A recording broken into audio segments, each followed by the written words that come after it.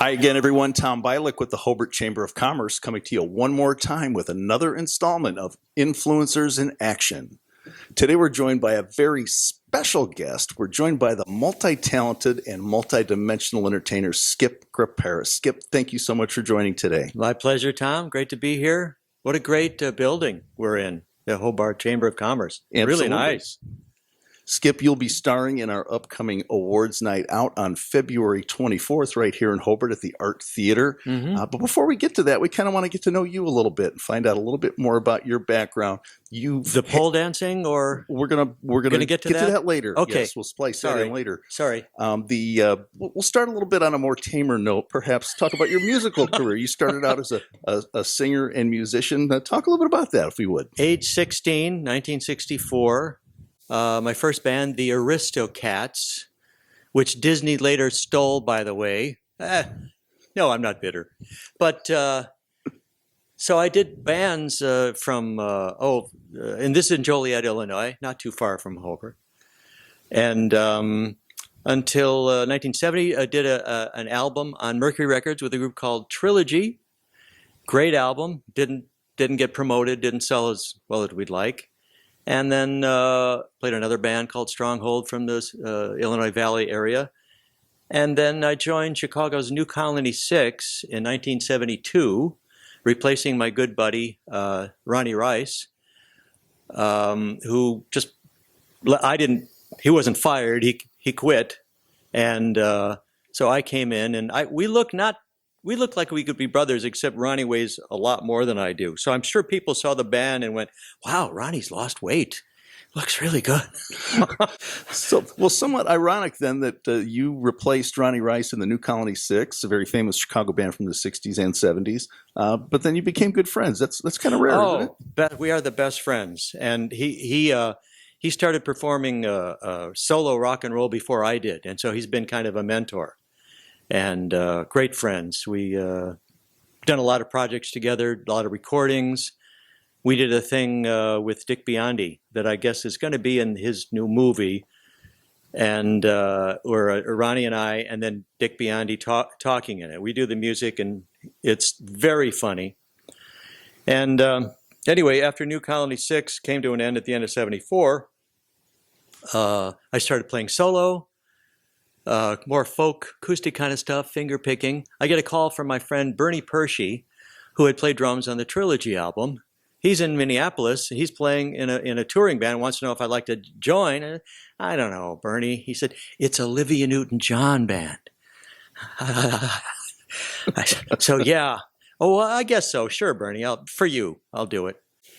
So you took one for the team. Thank you. Joined the tour. You said it better than I could have. Well, I could feel it. I know what you were thinking at the time. You think, well, I don't want to do this, but no, for the team, they need me. Yeah. Okay. So for the next 4 years, I'm playing acoustic finger picking guitar and singing backup vocals with Olivia Newton-John, and this is in the late '70s when she's the biggest thing in the world. It was exciting, wonderful, and at the end of '78, we did a world tour, which concluded at the Metropolitan Opera House in New York.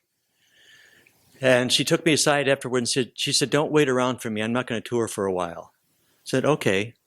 And it turns out she didn't tour for years. So I think, well, I got to do something different. I need a change. I want to study theater. I've always been intrigued with acting and so on. So I went to Lewis University in Romeoville, Illinois in 1980. And 2.5 years and got a degree in speech/theater. And from the stuff I learned there, along with my previous 15 years in music, I started putting comedy into my show. And by 1984, I did my first showcase at Zany's Comedy Club in Chicago, which was the only stand-up comedy club in Chicago at the time. And everybody loved it. And I became the golden boy of comedy for a couple of years. But you also had a foray into the movies. I did. I lived in Chicago for 14 years. And I was always auditioning for stuff. With my theater degree, I had done a few plays and so on. And I was asked to audition for a baseball movie that was filmed in Milwaukee. They came to Chicago to audition some of the parts. And most of my audition was for a baseball player of an opposing team. And I had to bring a ball and glove to show I could actually play baseball, which I could. And they said, thank you. All right, well, we'd like you to read for Color Man.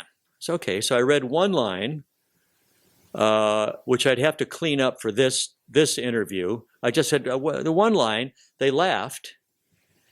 And they said, okay, thank you. I went, oh, I screwed it, I ruined another audition. 2 weeks later, I get the call, you are Monty the Color Man in Major League. And we filmed it in Milwaukee at Old Brewer Stadium, which I don't think exists anymore. And it became this huge hit. And over 30 years later, people still love it. I filmed the sequel 5 years later, Major League 2.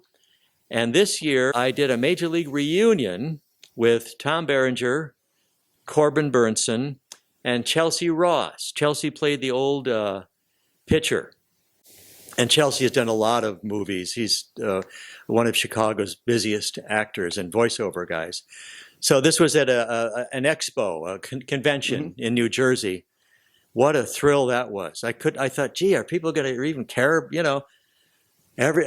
People just coming up to it. Oh, we loved you in the movie, this and that, and paying me to sign a photograph or take a picture with them. It was a great weekend. Well, we look forward to seeing you in just a couple of weeks. Before we would like to hear more about that, but before we do, let's take a look at this.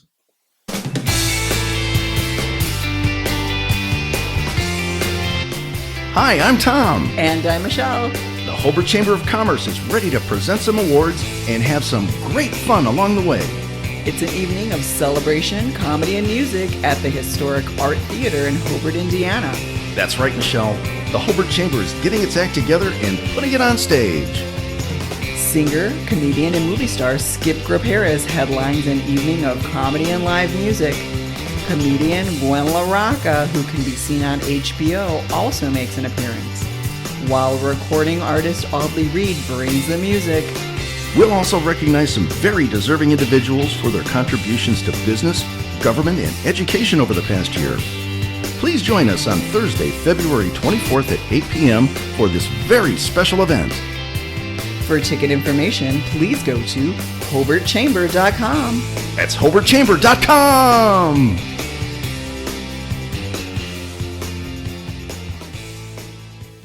Well, there you have it. That's just a sneak peek of our February 24th event at the Hobart Art Theater right here in Hobart, Indiana. You sing many times in the actual voice of the I try as often as possible. Artist, yeah, and play the guitar, and it's going to be just a tremendous night, and we can't wait. Thank you, Tom. I'm looking forward to it.